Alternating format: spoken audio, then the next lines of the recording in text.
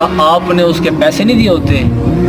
نہیں سر، پیسے دیے ہوتے ہیں ہم نے تو اندر والی سامان کھانا ہوتا ہے، باہر والا تو بکریوں کو دے دیتے ہیں۔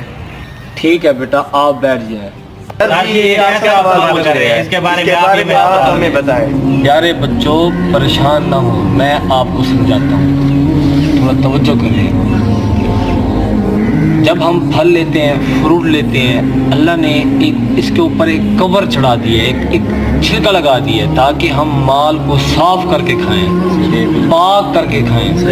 اسی طرح اللہ سبحانہ و تعالی نے ہمیں زکوٰۃ کا حکم دیا ہے کہ آپ کے پاس 100 روپیہ ہے، اس میں سے آپ صرف 2.5 روپے دے کر اپنے 100 کو پاک کریں۔ سمجھ میں آ رہی ہے بچوں؟ جی بالکل صحیح کہہ رہے ہیں۔ اسی طرح آپ کے پاس 1000 روپیہ ہے تو اس کا اللہ نے فرمایا صرف 25 روپے دے کر اپنے 1000